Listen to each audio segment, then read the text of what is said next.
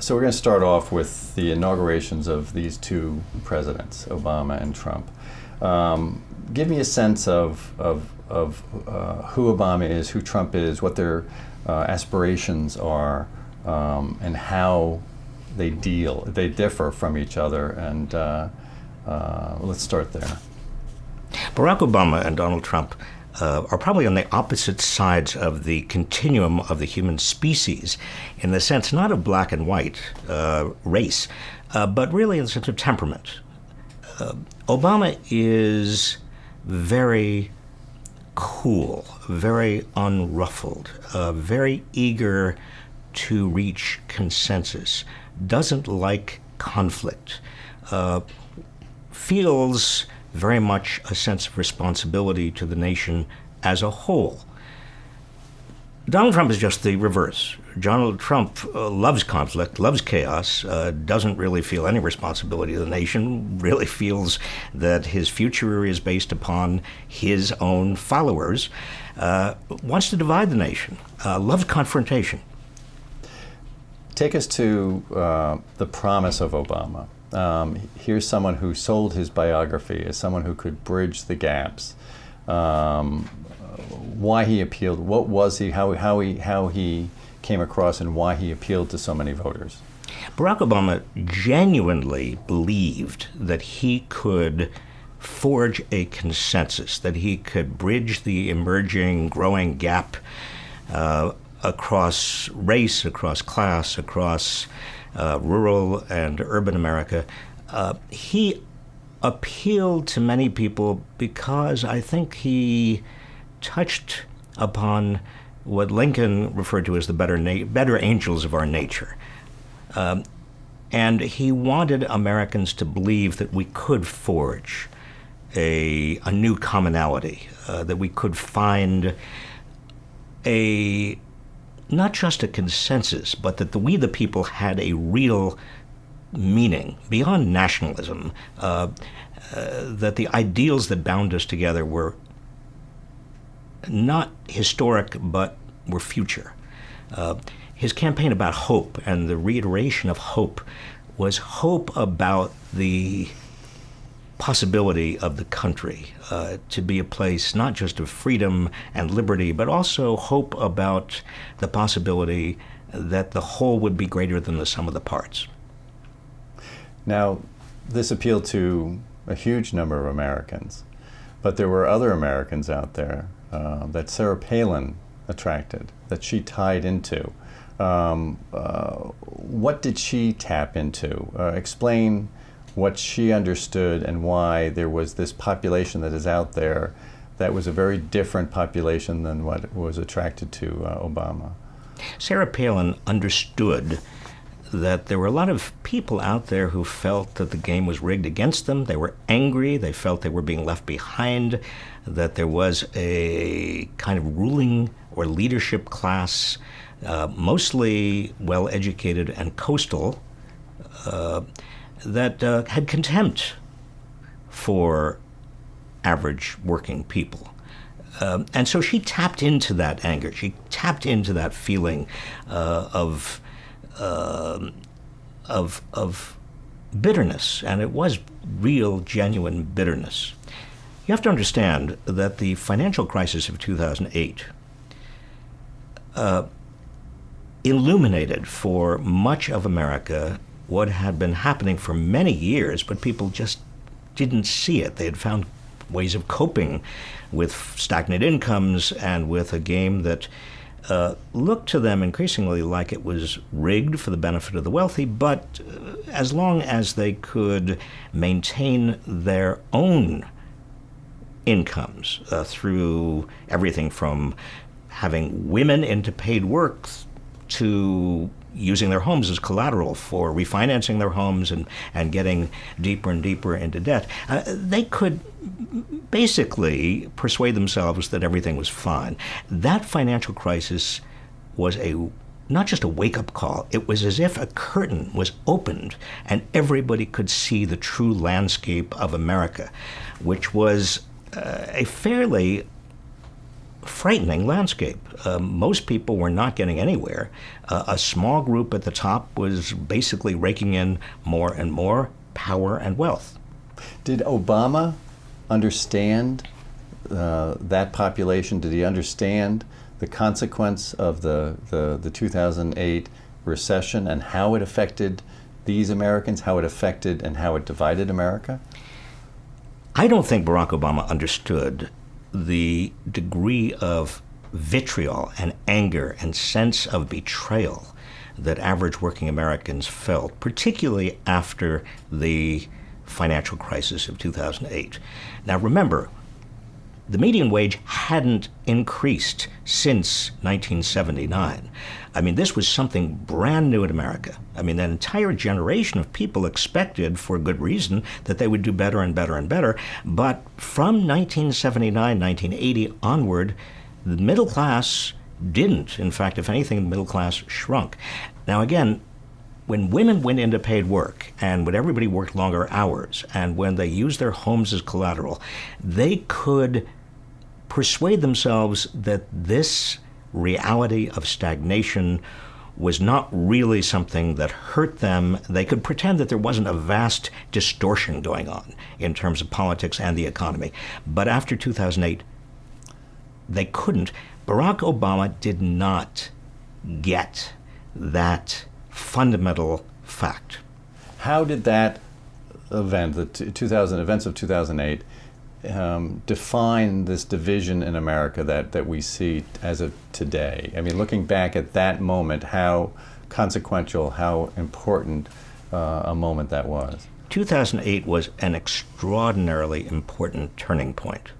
Out of that disillusionment, anger, that sense of betrayal came on the right, the Tea Party movement, and on the left, briefly, the Occupy movement. They were saying essentially the same thing. The famous moment when the President Obama bailed out the banks, the whole meeting where he said, I'm protecting you from the pitchforks here. Did he understand the consequences of the actions that he took to salvage the economy?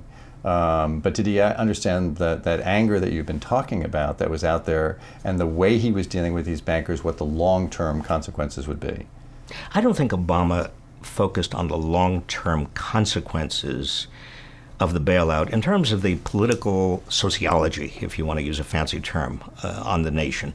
His focus was, as I think it should have been, on getting the nation going again, preventing another depression, making sure that the financial crisis did not lead to a kind of apocalyptic economic consequences. But in ignoring the larger political fallout, the sociological fallout, the sense of fundamental betrayal, I think he laid the foundation for what we have seen today. Everybody knew that the bankers got bailed out and no major executive went to jail. And at the same time, homeowners, many of them underwater, owing more on their homes than they could actually get for their homes, they didn't get help. Millions of people lost their jobs and their savings and ultimately their homes. And there was a sense that this was fundamentally unfair. Leading to eventually Donald Trump? This sense of unfairness expressed itself on the right in the Tea Party movement, on the left in, briefly, the Occupy movement. It then, in 2016, expressed itself in Bernie Sanders on the left and Donald Trump on the right. But Bernie Sanders was the direct lineal descendant of the Occupy movement, that sense on the left that government had betrayed the people by getting too close to corporations and big banks, and the sense on the right with Donald Trump that government had betrayed people by getting too close to the bankers and to big business. And you see, it was essentially the same message. It was articulated in slightly different language, in slightly different ways. But Bernie Sanders and Donald Trump became the oracles of this deep-seated sense of betrayal. I was out in the Midwest doing research for a book and conducting focus groups, free-floating focus groups, all sorts of focus groups. And I remember being struck again and again by the fact that when I asked people who they were thinking about for president, and this was before Donald Trump even announced, they would say to me, well, somebody like either Bernie Sanders or Donald Trump. And I remember I would say back, what? I mean, these people, how can you even put them in the same sentence? They're different. They're different species. But what I got back from people, and this was Wisconsin and Michigan and Ohio and Kentucky and North Carolina, I kept on getting back from people, well, they'll shake things up. They are on our side. So let's talk about healthcare and the decision to move forward, to push hard for ACA. Did they understand the stakes? Did they understand what were they doing? Who's they? The Obama administration. Nancy Pelosi really pushed for the Affordable Care Act. She did it because she understood that the chances of the Democrats ever having both the presidency and the House and the Senate again were, de minimis. I mean, it's not going to happen for years, and this was a window of opportunity. And you bailed out the banks, and you did a lot of things that were great for business. Now is the time to do something for the public. Health care and health insurance was and is still the biggest issue that people worry about. And the Democrats, since the time of Franklin D. Roosevelt, had been trying to widen and enlarge the number of people who would be eligible for health insurance, make it accessible. And this, starting in the 30s, and going right through FDR and Harry Truman, everybody tried. Every Democratic president tried. And yes, Medicare solved some of the problem, and Medicaid solved some of the problem, and child's health insurance under Clinton, that solved something, and you had veterans insurance, but that left out a lot of people, and medical costs were getting higher and higher as a percentage of the typical family's budget. The Democrats had to do something. Now, President Obama tries to do it in a way that is palatable to the Republicans. In fact, uses the same tenets that the Republicans had attempted to sell, or in Massachusetts, in fact, used. But he gets nowhere with the Republican Party, and he gets not one vote. What's the consequences of the decisions to move forward, despite the fact that there was no bipartisanship? And sort of where did it lead? In order to understand what happened with healthcare, you actually have to go back to the 1990s, when Newt Gingrich and his band of radical Republicans took over basically the House and much of Congress. That was the beginning of a partisanship, a kind of fierce, angry, no-holds-barred partisanship that lasted all the way through. Barack Obama came into office thinking, well, I can reason with them. If I've got good arguments, they're reasonable people, and we'll come to some reasonable conclusion. Well, he was wrong. That was not there. The Republicans didn't want to give him any victory. It had nothing to do with reason or logic. They just didn't want to give him a victory. So he did somersaults, trying to come out with some sort of a plan that would be amenable to Republicans, and he got absolutely nowhere. And the results, both on the left and the right, of proceeding forward with this non-bipartisan, I mean, the fact is, for decades later, this battle has been going on back and forth about Obamacare. What were the results? What could have been? What didn't they say? The Obama administration, that is. Ultimately, Obama got no Republican votes. Now, for those of us who had been in the Clinton administration, we could have told him he was going to get no votes, and we probably did in many ways, but he still thought the power of reason would prevail. Getting no Republican votes essentially means this is going to be a partisan issue forever, and the Republicans are going to fight it tooth and nail.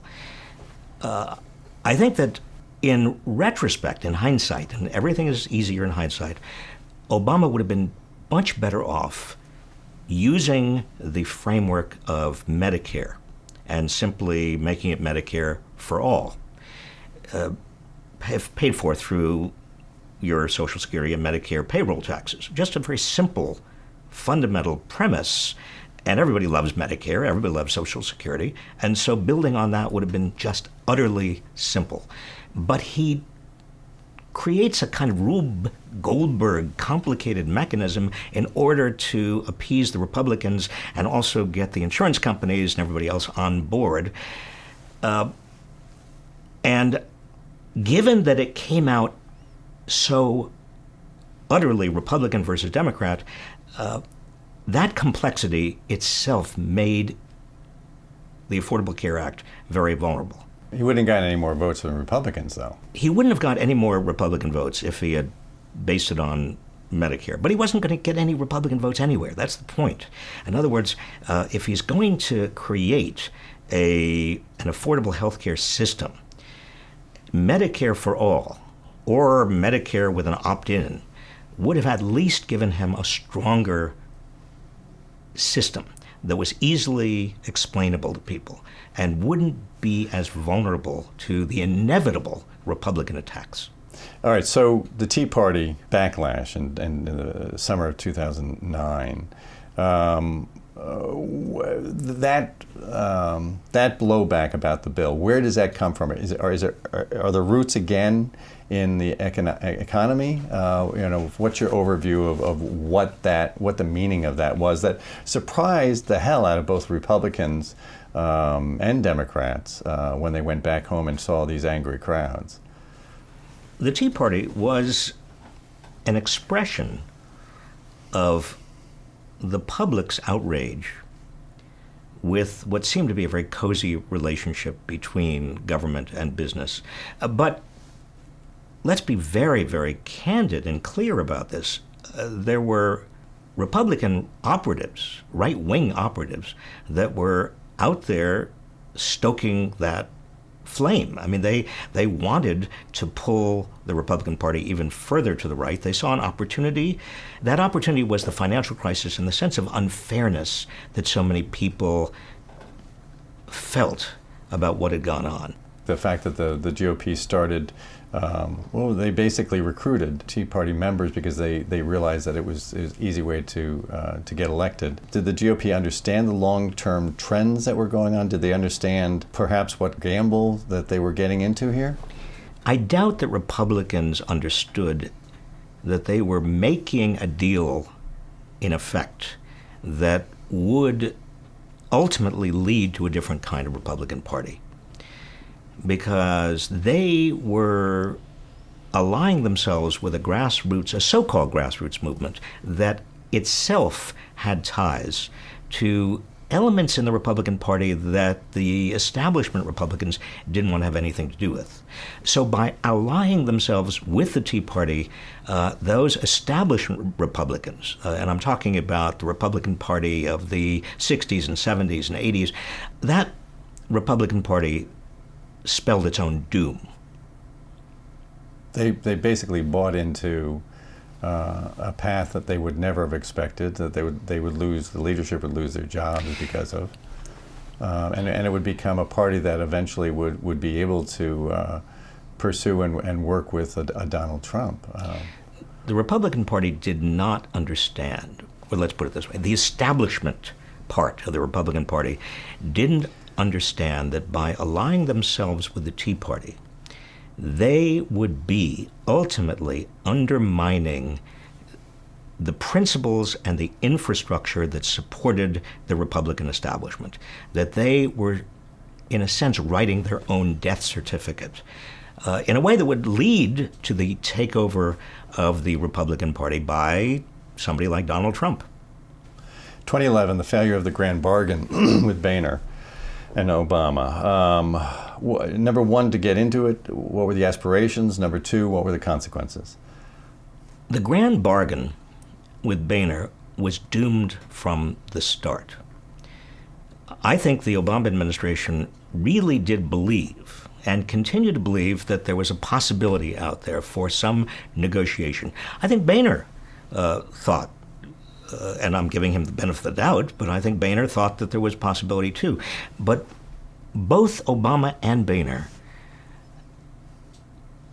still believed that their parties were capable of making that kind of a deal. But if you just look below Obama and below Boehner, you would see that both parties were getting more and more partisan, more and more polarized. Now here, it's important to note that the populist Democrats, or the populist progressives, and the populist Republicans, the grassroots Tea Party Republicans, had a lot in common. They felt that the establishment had shafted them and most Americans. But instead of the establishment Republicans and establishment Democrats reaching out to the populist parts of those parties and saying, okay, yes, campaign finance reform is important. We'll get money, big money out of politics.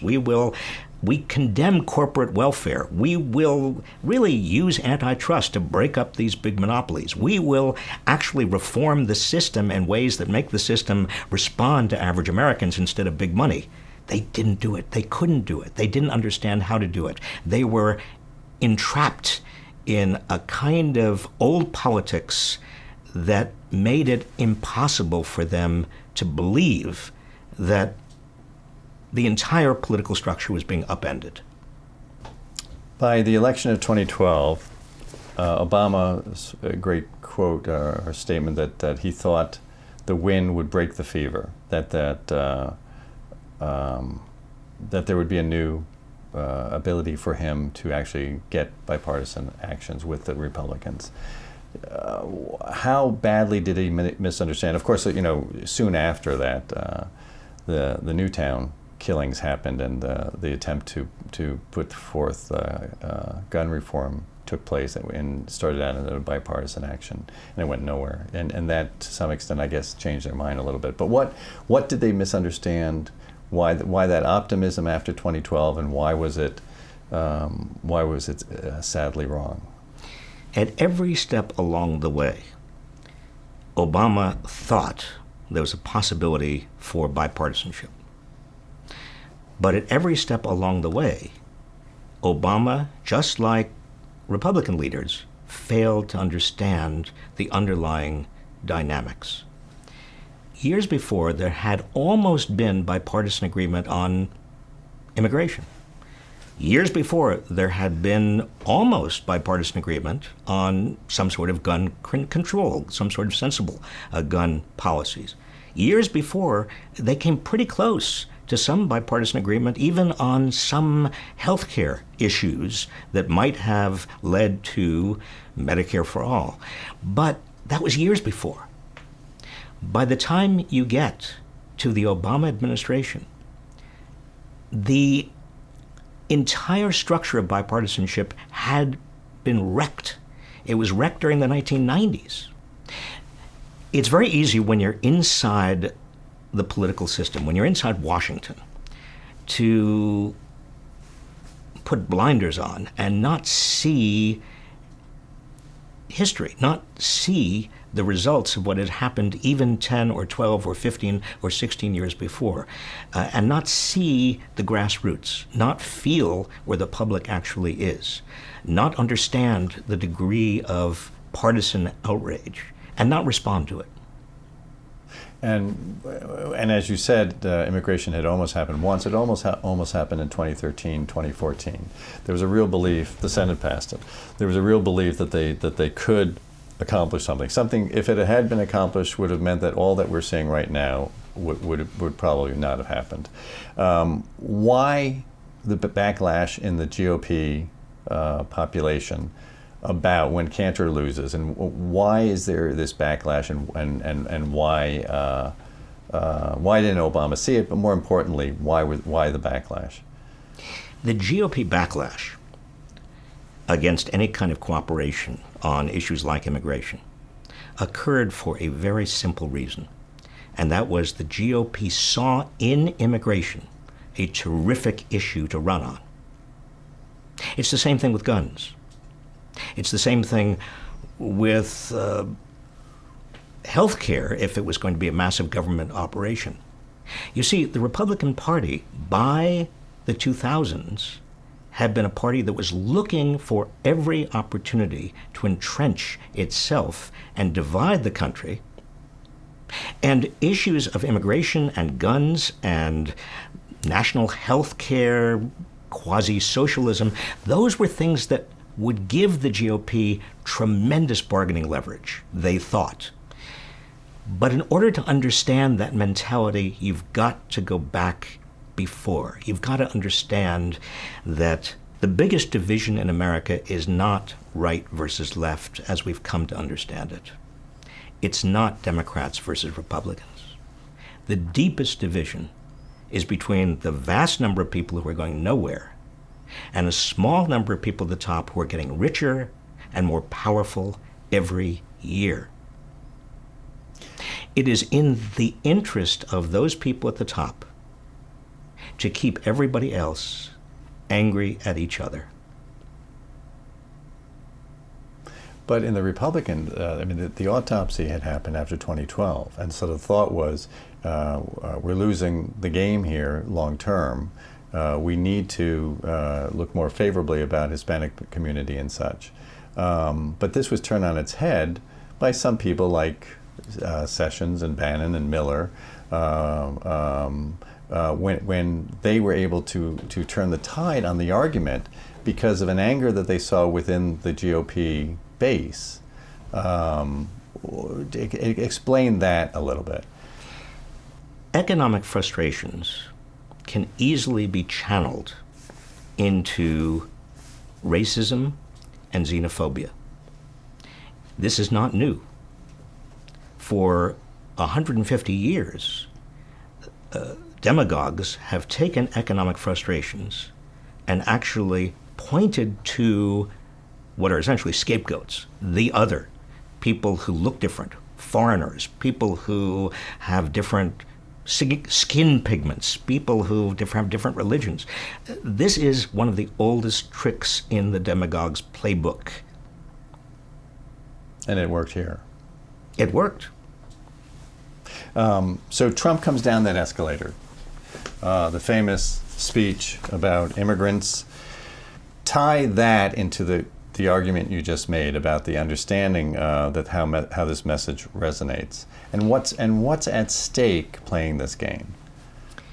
Donald Trump knew intuitively how demonizing them, the other, immigrants, blacks, people who looked and acted differently, even women on occasion, how that would help him and help build a base, because it built on frustration and anger, a sense of being left behind, a sense of unfairness. And Trump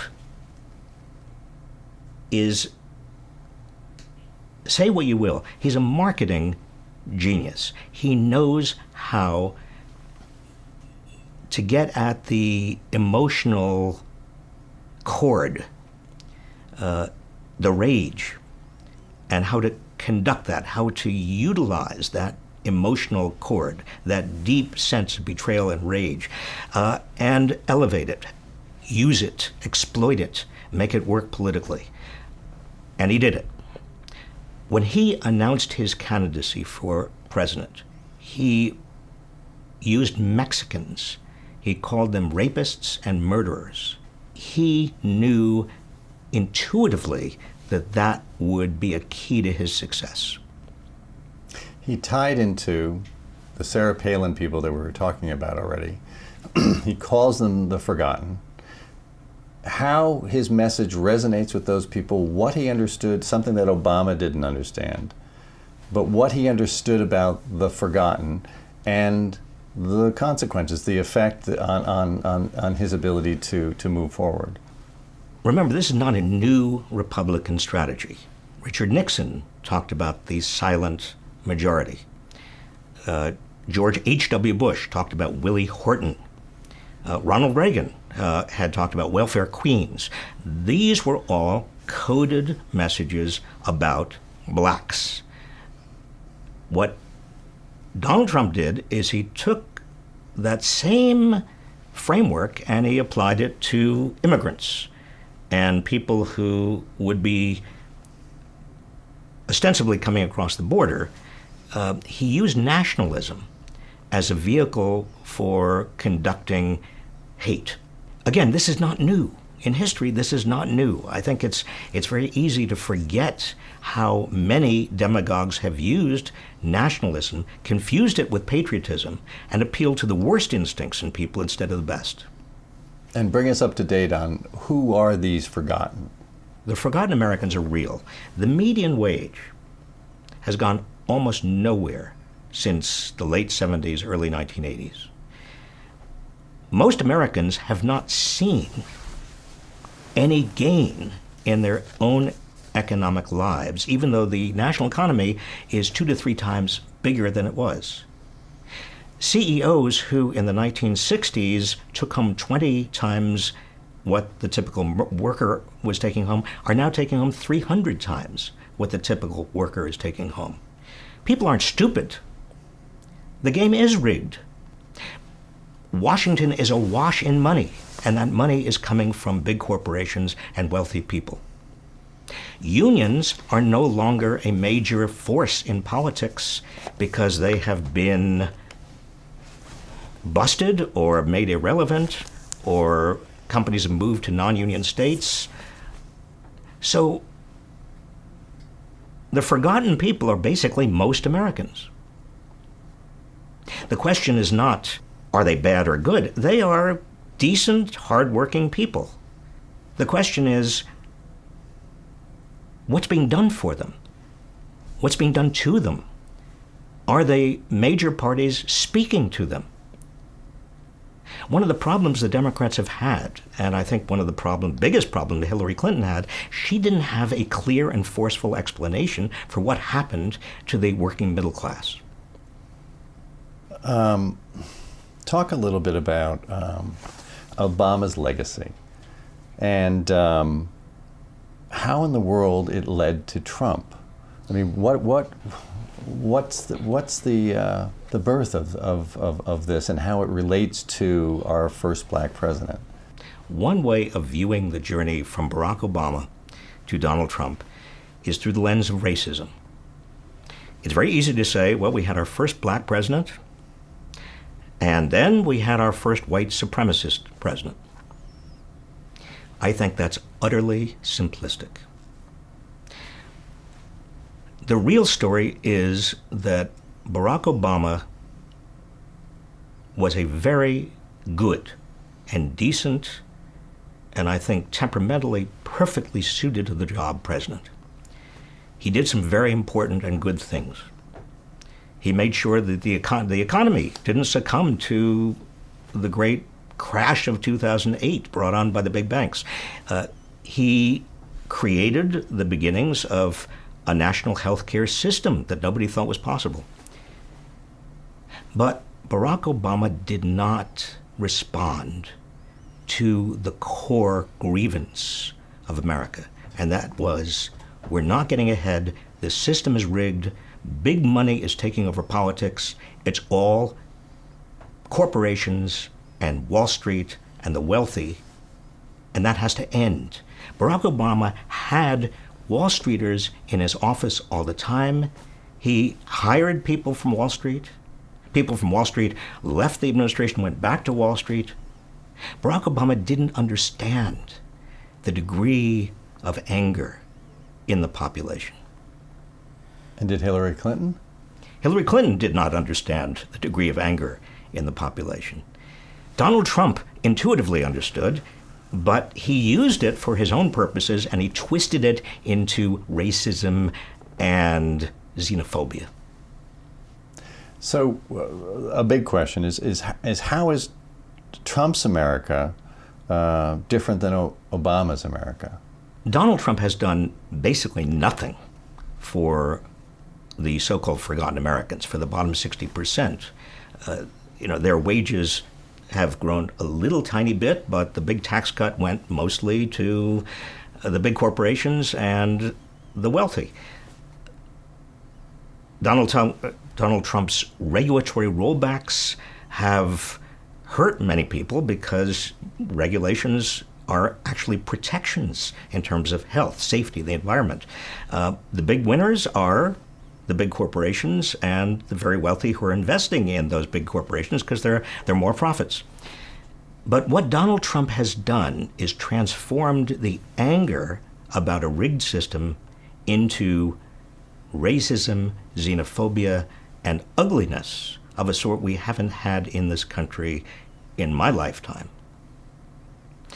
The only way out, the only alternative, is to respond to not the racism, not the xenophobia, not the misogyny, to respond to the genuine frustrations that people have about a rigged game, about a political system that is no longer working for average people. We will see if that happens. The big question is, are the Democrats capable of responding? Bernie Sanders, as you've talked about, was due to the same tribal polarization that we've been talking about. But did the left-wing divisions that you've talked about, did that help lead to Donald Trump?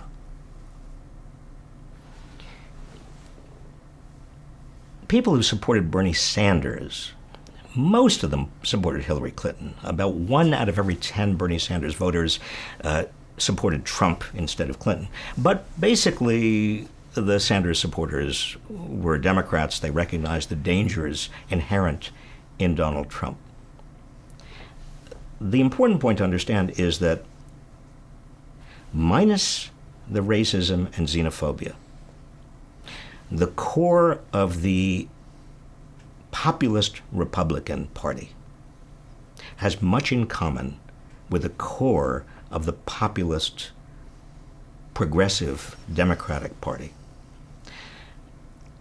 Both of them talk about the game being rigged. And this resonated not only among his own base, it resonated amongst a segment of the Democratic Party as well. Look at the 2020 election. In the primaries, in 2019, in the primaries leading up to the 2020 election, almost every Democratic primary candidate has talked about the game being rigged. But what does that mean, actually? If Donald Trump can be elected, not just on racism and xenophobia, but also on the game being rigged, and every Democratic candidate is either saying or implying that the game is rigged, what does that tell you? It tells you that something is resonating in the American public when politicians say the game is rigged. People know the game is rigged. And the results of this battle within the Democratic Party, what are the results going to be? I think it would be a mistake for the Democrats to see Donald Trump as the problem. Donald Trump is the consequence of years of stagnant wages and an overwhelming dominance of corporations and Wall Street and wealthy people in our politics. Donald Trump is what you get when you don't do anything about stagnant wages and increasing economic insecurity. Democrats have got to understand that there's no going back to before Donald Trump, because before Donald Trump got to Donald Trump.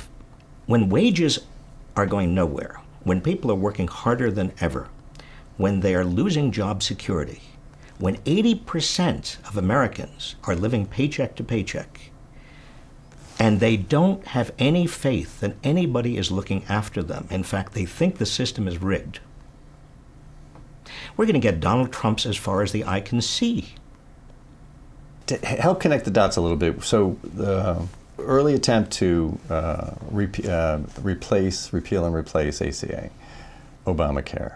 But the Republican Congress under Trump really has no plan, and they fail. And Trump attacks them. Now he attacks his own leader, the GOP leadership, if it is his own. And what we then saw was him taking even more authority over to himself, discounting the Congress to some extent in legislation at all. And the Republicans basically go belly up and cater to every one of his wants. What's going on here? The Republican Party has disappeared. There is no longer a Republican Party. There is now a party of Donald Trump and Fox News. Let's be honest about this. There's not much of a Democratic Party either. I mean, the party structures have almost disappeared. We talk about the Democratic Party, but it's a bunch of entrepreneurs. Anybody can run for president today. All you have to do is have enough money or have enough name recognition, and you call yourself a candidate. That's why the Democrats end up with 23 candidates. So how does this help one understand the divided states of America? The center will not hold, not because there's not a political center, but because we have failed to understand that the debate is no longer the old right, left, center. When people talk about, wouldn't it be great to get back to centrism, to moderation, what they are thinking about is a 1950s, 1960s, early 1970s politics. Forget that. We now have a society divided between the bottom 60 or 70% of people who are going nowhere, many of whom are on a downward escalator, and people at the very top who are taking home most of the goodies. This is not your father's or mother's politics. Left, right, and center mean nothing in this world. The real issue is who's going to look out for and who's going to respond to the bottom 60% who are certain the game is rigged because it is rigged. So a couple of other areas. Charlottesville, the establishment, Republican as well as Democratic establishment, sees it as a disaster. How does Trump and his base view it, and why? Charlottesville is a disaster. The Republican establishment understands it to be a public relations disaster when Donald Trump essentially equates the protesters with the white supremacists. And that's why a lot of business leaders get off of his business councils. But they also want the tax cut. They also want the regulatory rollbacks. So they're going to hold their noses, and they're going to go along with Donald Trump. They're going to go along with his takeover of the Republican Party. In other words, the modern Republican strategy, if that's what you want to call it, is business friendly. Big tax cuts, regulatory rollbacks, let the games begin, the money flowing into big corporations and into the stock market and into the hands of wealthy investors. But at the same time, you've got this play, this cartoon going on. And Donald Trump is telling his base that their enemies are immigrants. He's sounding racist alarms. He is getting people riled up. In other words, he's conducting this symphony of ugliness and anger while the Republican establishment is laughing all the way to the bank. Charlottesville is embarrassing for them. They have to get off the business councils. They don't like the racism. They don't like all of this divisiveness. But as long as the stock market continues to do well, and they get the tax cuts, and they get the regulatory rollbacks, they are not going to make a fuss. And to stay in this territory for a second, so you've got, the statements about immigrants coming down the escalator. You've got the shithole countries meeting when dealing with potential of immigration reform, which goes down the drain, down the toilet. You've got him telling congresswomen of color to go back from where you come from. Is this, how does this define a political strategy, a Trump political strategy? Is that what it is? What is it? Racism and xenophobia is a political strategy. Donald Trump has about 40% of the electorate. They are guaranteed to vote for him.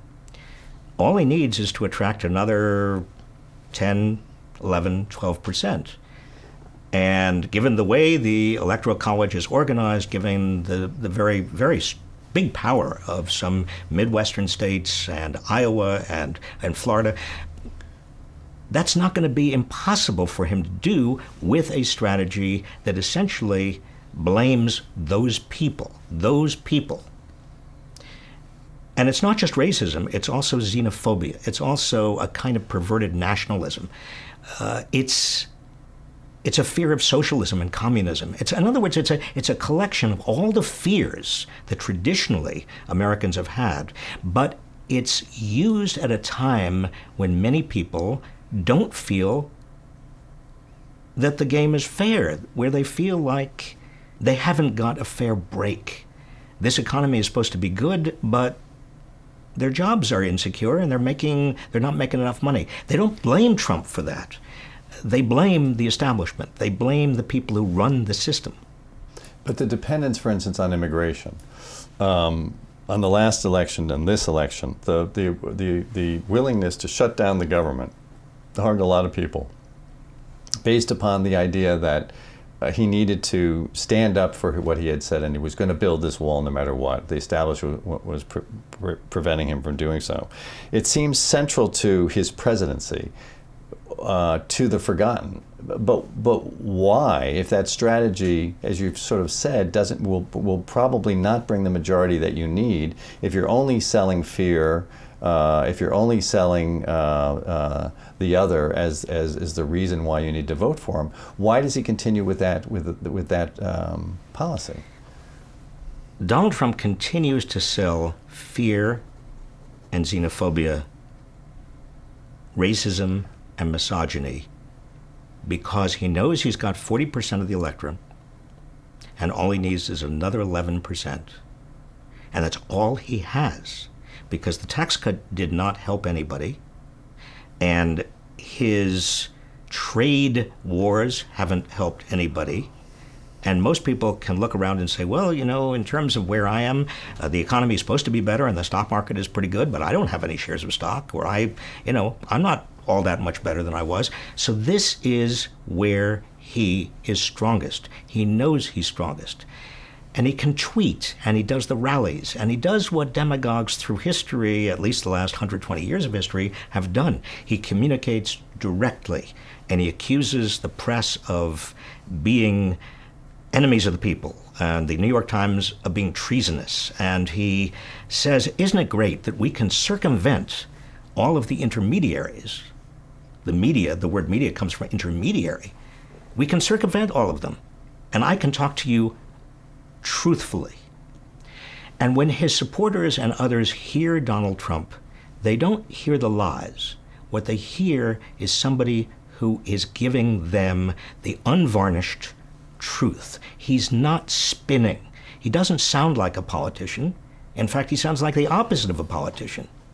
He uses words that politicians don't use. He says things politicians don't say. So to their ears, he sounds like it's no bullshit. Despite that their situation is not really getting any better.